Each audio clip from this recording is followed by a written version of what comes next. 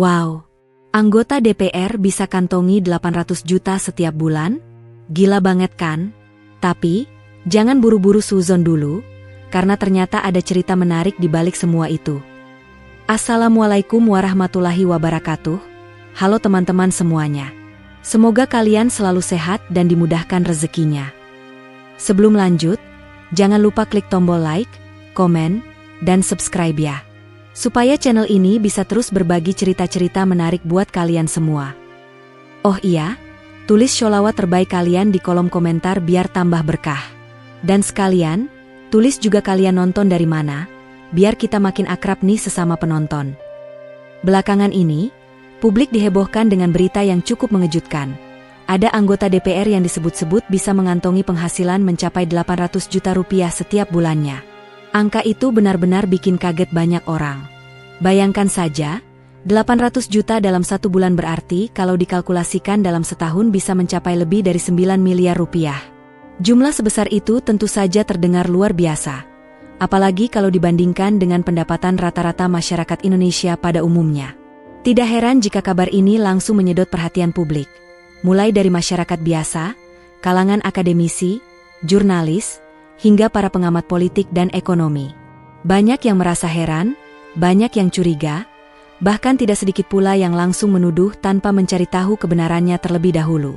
Reaksi yang muncul biasanya seragam, wajar aja kalau rakyat susah, pejabatnya kebanyakan menikmati duit gede. Atau, pantasan betah duduk di kursi DPR, gajinya bikin ngiler. Komentar-komentar semacam ini banyak sekali bermunculan di media sosial, baik di Twitter, Facebook, TikTok, maupun Instagram. Padahal, kalau kita mau menelaah lebih dalam, sebenarnya penghasilan resmi seorang anggota DPR tidak sampai sebesar itu. Ada gaji pokok, ada tunjangan, ada fasilitas, tapi totalnya masih jauh dari angka ratusan juta per bulan. Nah, inilah yang sering disalahpahami oleh masyarakat. Informasi yang tersebar biasanya setengah-setengah, atau hanya berupa potongan yang sengaja digoreng supaya viral. Akhirnya, persepsi publik jadi bias dan banyak yang salah kaprah. Untuk meluruskan hal ini, kita perlu paham dulu, bagaimana sebenarnya struktur gaji dan tunjangan anggota DPR di Indonesia. Seorang anggota DPR memang menerima gaji pokok yang telah ditetapkan dalam aturan resmi negara. Gaji pokok ini relatif kecil jika dibandingkan dengan angka yang heboh di media. Di luar gaji pokok, mereka juga mendapat berbagai tunjangan, misalnya tunjangan jabatan, tunjangan transportasi, tunjangan reses, tunjangan komunikasi, dan lain-lain. Kalau semua dijumlahkan, memang cukup besar untuk ukuran Indonesia, bisa mencapai puluhan juta hingga 100 juta lebih. Tapi tetap saja, kalau dibandingkan dengan isu 800 juta per bulan, jelas angka resminya tidak sebanding. Nah, disinilah pentingnya kita berhati-hati dalam menerima informasi. Kabar yang tersebar soal anggota DPR dengan penghasilan 800 juta per bulan seringkali tidak dijelaskan sumbernya secara rinci. Masyarakat akhirnya menganggap semua anggota DPR memiliki penghasilan sebesar itu. Padahal, bisa jadi yang dimaksud bukan murni dari gaji DPR, melainkan ada faktor lain di luar jabatannya. Sayangnya, detail itu jarang disebutkan, sehingga opini publik jadi salah arah. Mari kita bayangkan dari sisi masyarakat biasa. Seseorang yang bekerja keras dari pagi sampai malam, entah sebagai karyawan pabrik, pedagang kecil, driver ojol, atau pegawai negeri biasa, mungkin penghasilannya hanya 3 juta sampai 6 juta per bulan. Ketika mereka mendengar ada orang yang bisa dapat 800 juta dalam sebulan, otomatis rasa ketidakadilan langsung muncul. Terlebih lagi, yang disebut-sebut adalah anggota DPR, lembaga negara yang selama ini sering mendapat sorotan karena kinerjanya dianggap kurang maksimal. Jadi, wajar kalau publik mudah terpancing emosinya. Tapi sebenarnya, angka 800 juta itu perlu diteliti lebih lanjut. Kalau sekadar dari gaji resmi DPR, jelas tidak mungkin sebesar itu. Berdasarkan data, gaji pokok anggota DPR sekitar belasan juta rupiah saja. Ditambah tunjangan bisa jadi puluhan juta, dan fasilitas lain seperti rumah dinas, kendaraan, serta biaya perjalanan dinas. Totalnya bisa ratusan juta, tetapi tidak sampai 800 juta. Apalagi kalau ditotal per bulan, masih jauh dari angka fantastis tersebut. Lalu, kenapa isu ini bisa jadi heboh? Salah satunya adalah karena masyarakat kita sangat sensitif dengan isu uang, apalagi kalau dikaitkan dengan pejabat negara. Sedikit saja ada angka besar yang muncul, langsung jadi bahan gosip panas. Media sosial mempercepat penyebarannya, dan kadang ditambah bumbu supaya lebih dramatis. Alhasil, publik mudah terprovokasi. Kondisi ini diperparah dengan rendahnya kepercayaan masyarakat terhadap kinerja DPR. Banyak orang sudah terlanjur skeptis dengan wakil rakyat. Jadi ketika ada berita tentang gaji besar, mereka tidak lagi kritis mencari data, tapi langsung percaya begitu saja. Padahal, kalau dicek lebih detail, angka 800 juta itu tidak sepenuhnya berasal dari gaji DPR. Ada kemungkinan ada tambahan dari usaha pribadi, bisnis, investasi, atau sumber lain yang sah di luar gaji pejabat. Sayangnya, detail semacam ini jarang sekali diangkat di awal berita. Judul headline biasanya hanya menyoroti angka, 800 juta per bulan, tanpa menjelaskan konteks lengkapnya. Nah, gaya penyajian berita seperti inilah yang sering membuat masyarakat terjebak dalam persepsi yang keliru. Mereka hanya membaca judul, langsung marah, langsung kesal, tanpa mencari tahu latar belakang yang sebenarnya. Kita perlu sadar bahwa isu penghasilan pejabat publik memang sensitif. Transparansi memang harus dijaga, tapi masyarakat juga perlu bijak. Jangan hanya terpancing angka besar yang memicu emosi, tapi coba pahami dulu sumbernya dari mana. Dengan begitu, kita bisa lebih adil dalam menilai. Tidak semua anggota DPR bergelimang harta.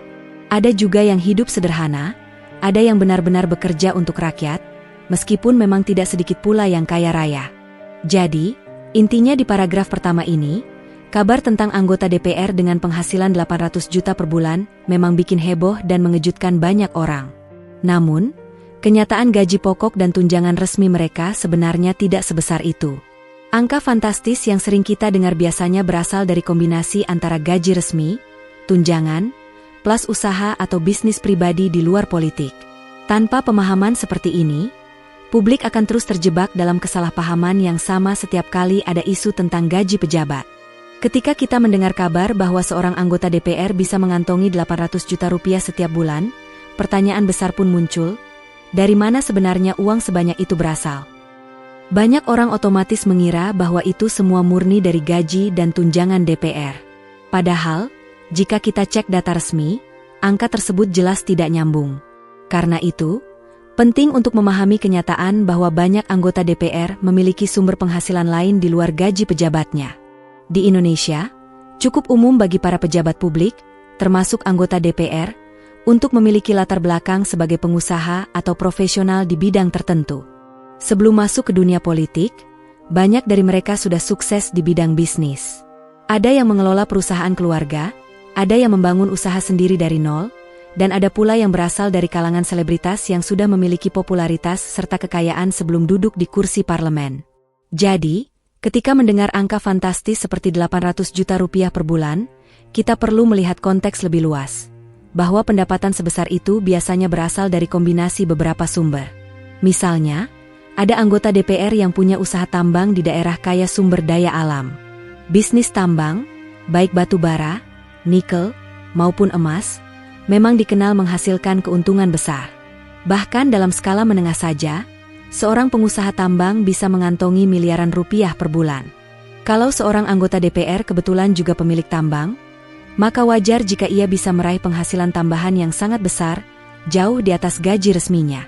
Selain tambang, ada juga anggota DPR yang berkecimpung di dunia properti. Bisnis properti, seperti membangun perumahan, apartemen, pusat perbelanjaan, atau hotel, bisa mendatangkan cuan yang luar biasa. Keuntungan dari satu proyek properti saja bisa menyaingi gaji pejabat selama bertahun-tahun.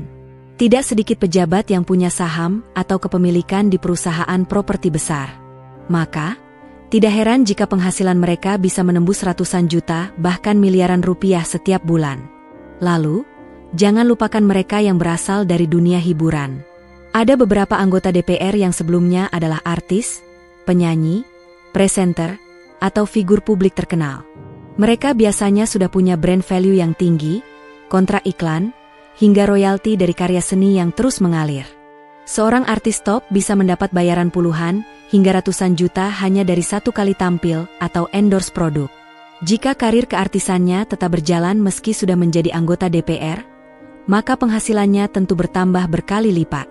Selain 3 sektor besar itu, tambang, properti, dan hiburan, masih banyak lagi jalur penghasilan lain yang mungkin dimiliki anggota DPR. Ada yang punya bisnis restoran dan kafe, ada yang bergerak di bidang transportasi dan logistik, ada juga yang berkecimpung di industri pertanian modern. Dengan kata lain, politik hanyalah salah satu bagian dari karir mereka, bukan satu-satunya. Kursi DPR seringkali dijadikan sebagai tempat untuk memperluas jaringan, memperbesar pengaruh, dan menjaga eksistensi, sementara sumber pendapatan utamanya tetap berasal dari usaha di luar politik. Kalau kita lihat lebih dalam, sebenarnya tidak ada yang aneh dengan kondisi ini. Di seluruh dunia, banyak politisi sukses yang juga adalah pengusaha. Bahkan, sebagian orang berpendapat bahwa tanpa modal besar, sulit untuk bertahan lama di dunia politik. Kampanye membutuhkan biaya besar, kegiatan politik butuh logistik, dan untuk semua itu, hanya orang dengan basis ekonomi kuat yang biasanya bisa menembus panggung politik nasional. Jadi, tidak heran kalau banyak anggota DPR yang memang sudah kaya sebelum mereka terpilih. Namun, di mata masyarakat awam, hal ini seringkali disalahartikan. Begitu mendengar ada anggota DPR dengan penghasilan ratusan juta atau miliaran, publik langsung mengira semua itu murni dari gaji DPR. Padahal, realitanya berbeda jauh. Yang membuat mereka bisa memiliki penghasilan fantastis biasanya adalah kombinasi dari investasi, usaha, dan kerja keras di luar politik. Bayangkan seseorang yang memiliki tambang batu bara kecil di daerah Kalimantan. Hanya dari beberapa lahan saja, keuntungan per bulan bisa mencapai miliaran. Lalu, orang tersebut masuk ke politik, terpilih sebagai anggota DPR, dan tetap melanjutkan bisnisnya. Kalau dihitung total, penghasilannya memang bisa mencapai 800 juta rupiah per bulan, bahkan lebih. Tapi tentu saja, itu bukan angka yang datang dari gaji pejabat, melainkan dari usaha pribadi. Hal serupa berlaku pada artis yang menjadi anggota DPR. Seorang penyanyi terkenal bisa mendapat ratusan juta dari satu konser atau acara televisi. Belum lagi kontrak iklan, sponsor, dan penjualan lagu di platform digital. Jika dikombinasikan dengan gaji DPR, totalnya bisa sangat besar. Maka wajar saja kalau penghasilannya menembus angka yang bikin publik tercengang. Poin penting yang sering terlewat adalah bahwa angka 800 juta itu bukan angka tunggal yang otomatis dimiliki semua anggota DPR. Itu lebih kepada kasus khusus, di mana seorang anggota DPR kebetulan juga sukses di bidang lain. Jadi, tidak adil jika langsung menyamaratakan bahwa semua anggota DPR menerima penghasilan sebesar itu. Kalau kita tarik ke level masyarakat umum, hal ini sebenarnya mirip dengan seseorang yang bekerja sebagai PNS tapi juga punya usaha sampingan. Ada banyak PNS yang punya bisnis kos-kosan, toko online, atau peternakan. Gaji PNS mungkin hanya belasan juta, tapi dengan usaha sampingan, total pendapatan mereka bisa jauh lebih besar. Nah, logika ini juga berlaku untuk anggota DPR. Bedanya, skala usaha mereka jauh lebih besar, sehingga angka yang muncul pun fantastis. Selain itu, perlu diingat bahwa dalam dunia politik, nama besar dan jaringan luas bisa membuka banyak peluang bisnis. Dengan posisi mereka, mudah untuk menjalin relasi dengan pengusaha lain, investor, atau pejabat daerah. Dari sinilah muncul banyak kerjasama bisnis yang menguntungkan. Jadi, kalau ada anggota DPR dengan penghasilan 800 juta per bulan, kemungkinan besar hal itu adalah hasil dari kombinasi antara bisnis besar, jejaring politik, dan karir yang sudah mapan sebelum masuk ke DPR. Kesimpulannya, isu mengenai anggota DPR dengan penghasilan 800 juta rupiah per bulan memang bikin heboh, tapi perlu dipahami dengan perspektif yang lebih luas. Angka itu tidak semata-mata dari gaji DPR. Gaji dan tunjangan resmi mereka tidak sampai segitu. Justru, pemasukan besar biasanya datang dari bisnis sampingan seperti tambang, properti, hiburan, atau usaha lain yang sudah dibangun sejak lama. Dengan pemahaman ini, kita bisa lebih bijak dalam menanggapi isu, tidak sekadar terpancing emosi oleh judul-judul sensasional di media sosial. Di balik semua angka fantastis yang membuat masyarakat tercengang, Ada sisi lain dari kisah seorang anggota DPR dengan penghasilan hingga 800 juta rupiah per bulan. Sisi ini seringkali tidak tersorot media. Padahal justru disinilah letak nilai positif dan teladan yang bisa kita petik. Rupanya, sebagian besar rezeki yang ia dapatkan tidak hanya dihabiskan untuk kepentingan pribadi, melainkan juga disalurkan untuk membantu orang lain. Ya, ia dikenal sebagai sosok yang dermawan. Bukan sekadar cerita kosong, tetapi sudah banyak bukti nyata yang bisa dilihat masyarakat sekitar. Misalnya, setiap bulan ia rutin menyisihkan sebagian penghasilannya untuk memberikan santunan kepada anak yatim. Tidak hanya sekali setahun saat Ramadan atau menjelang Idul Fitri, tetapi dilakukan secara konsisten setiap bulan. Ada panti asuhan yang mendapatkan bantuan rutin darinya, baik berupa uang tunai, sembako, maupun biaya pendidikan. Hal ini membuat banyak anak-anak yatim bisa melanjutkan sekolah tanpa khawatir kekurangan biaya. Selain anak yatim, ia juga sering membantu masyarakat umum yang sedang kesulitan. Misalnya ketika ada warga yang sakit tapi tidak mampu membayar biaya rumah sakit, ia turun tangan menanggung sebagian atau bahkan seluruh biayanya. Ketika ada bencana alam melanda, ia termasuk orang yang cepat mengulurkan tangan, baik lewat bantuan logistik, uang tunai, maupun dukungan moral. Perbuatannya ini tidak selalu diekspos ke media, tapi orang-orang di sekitarnya tahu bahwa ia punya kebiasaan memberi tanpa pamrih. Kebiasaan bersedekah ini ternyata bukan hal baru baginya. Sejak sebelum menjadi anggota DPR, ia sudah menanamkan prinsip untuk selalu berbagi. Ia percaya bahwa rezeki bukan hanya untuk diri sendiri, melainkan juga titipan dari Allah yang harus disalurkan kepada mereka yang membutuhkan. Dan benar saja, semakin rajin ia bersedekah, semakin lancar pula rezekinya mengalir. Inilah yang sering disebut orang sebagai hukum memberi, atau dalam bahasa agama dikenal sebagai keutamaan sedekah. Kalau kita perhatikan, banyak orang sukses yang punya kebiasaan berbagi. Bukan karena mereka kaya lalu bisa bersedekah, melainkan karena mereka bersedekah maka Allah bukakan pintu rezeki yang lebih luas. Prinsip ini juga berlaku pada anggota DPR tersebut. Meski penghasilannya besar dari bisnis dan jabatannya, ia tidak terjebak dalam gaya hidup mewah yang berlebihan. Tentu ia punya rumah bagus dan kendaraan layak. Tapi sebagian besar rezekinya justru kembali ke masyarakat. Bahkan, ada cerita bahwa ia sering menyamar ketika menyalurkan bantuan. Tidak ingin dianggap pencitraan, ia lebih suka jika amalnya tidak diketahui publik. Tapi karena dilakukan terus-menerus, kabar kebaikannya menyebar dengan sendirinya. Orang-orang di daerah asalnya mengenalnya sebagai figur yang rendah hati, suka membantu, dan tidak pelit. Hal ini membuatnya semakin dihormati, bukan hanya karena statusnya sebagai pejabat, tetapi karena kebaikan hatinya. Dari kisah ini kita bisa belajar bahwa kekayaan sejati bukan hanya diukur dari banyaknya harta yang dimiliki, tapi dari seberapa banyak manfaat yang bisa diberikan kepada orang lain. Angka 800 juta rupiah per bulan mungkin terdengar luar biasa bagi kita, tetapi lebih luar biasa lagi ketika angka sebesar itu bisa berubah menjadi keberkahan bagi banyak orang. Setiap sedekah yang ia keluarkan menjadi doa dari anak yatim, senyum dari orang miskin, dan rasa syukur dari orang-orang yang terbantu. Selain itu, kebiasaan bersedekah juga memberi ketenangan batin. Banyak orang kaya yang meski hartanya melimpah, hidupnya tidak tenang karena selalu dihantui rasa takut kehilangan atau rasa tidak puas. Namun bagi orang yang rajin berbagi, ada rasa damai yang sulit dijelaskan. Rezeki memang berkurang secara nominal, tapi bertambah secara keberkahan. Itulah mengapa kehidupannya terasa lebih tenang, penuh syukur, dan selalu mendapat jalan keluar dari setiap masalah.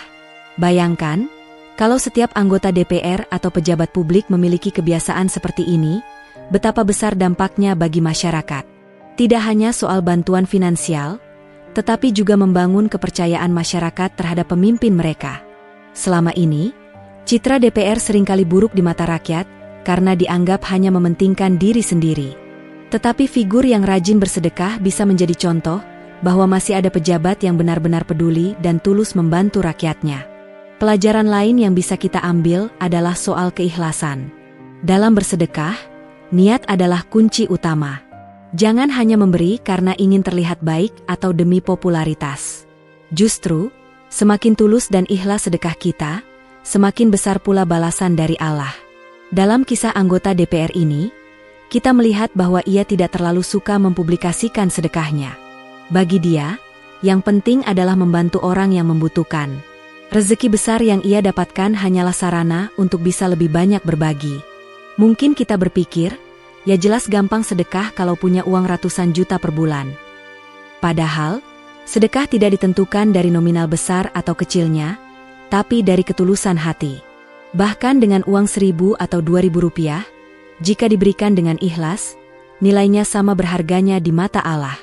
Jadi, jangan tunggu kaya dulu baru bersedekah. Justru, kalau kita biasakan memberi sejak masih kecil penghasilannya, nanti ketika rezeki besar datang, kita tidak akan kesulitan berbagi. Kebiasaan berbagi juga bisa menginspirasi orang lain. Seringkali, orang yang mendapat bantuan bukan hanya terbantu secara materi, tetapi juga secara psikologis. Mereka merasa diperhatikan, dihargai, dan didukung. Rasa syukur itu kemudian menular ke orang lain. Dengan kata lain, satu tindakan kecil bisa menciptakan efek domino kebaikan yang tidak terbayangkan luasnya. Dari sinilah kita bisa mengambil hikmah bahwa salah satu kunci rezeki yang lancar adalah hati yang ikhlas untuk berbagi. Rezeki itu datang dari Allah, dan semakin kita menyalurkannya dengan benar, semakin banyak pula pintu rezeki yang dibukakan. Anggota DPR dalam kisah ini hanyalah contoh nyata. Kita semua bisa meneladani prinsip yang sama, meski dengan skala yang berbeda. Pada akhirnya, yang membuat seseorang benar-benar dihormati bukanlah jumlah harta atau tingginya jabatan, melainkan seberapa besar manfaat yang bisa ia berikan kepada orang lain. Jabatan bisa berakhir, harta bisa habis, tapi kebaikan hati dan amal yang terus mengalir akan dikenang selamanya. Inilah hikmah utama yang bisa kita petik dari kisah anggota DPR dengan penghasilan fantastis namun berhati dermawan ini. Teman-teman, dari kisah ini kita belajar bahwa angka besar seperti 800 juta per bulan bukanlah sesuatu yang mustahil. Tapi ingat, penghasilan sebesar itu bukan murni dari gaji anggota DPR saja, melainkan juga dari kerja keras, usaha sampingan, dan jalan rezeki lain yang Allah bukakan. Yang lebih penting lagi, kita bisa lihat bagaimana rezeki itu akan semakin berkah kalau digunakan untuk berbagi. Harta yang kita miliki sejatinya hanyalah titipan. Ketika kita sisihkan sebagian untuk anak yatim, untuk orang miskin, atau untuk siapapun yang membutuhkan, maka rezeki itu tidak akan berkurang, justru akan bertambah luas. Inilah pesan terbesar dari kisah ini, semakin banyak kita memberi, semakin banyak pula pintu rezeki yang terbuka. Jadi, jangan pernah ragu untuk berbagi, meskipun kecil nilainya. Karena keberkahan bukan soal angka, melainkan soal ketulusan. Semoga kita semua bisa meneladani semangat berbagi, dan selalu dimudahkan rezekinya. Terima kasih sudah menonton sampai akhir. Jangan lupa like, komen, dan subscribe channel ini agar kita bisa terus berbagi cerita-cerita inspiratif lainnya. Tulis juga sholawat terbaik kalian di kolom komentar. Dan jangan lupa sebutkan kalian nonton dari mana biar kita bisa saling kenal. Sampai jumpa di video berikutnya. Wassalamualaikum warahmatullahi wabarakatuh.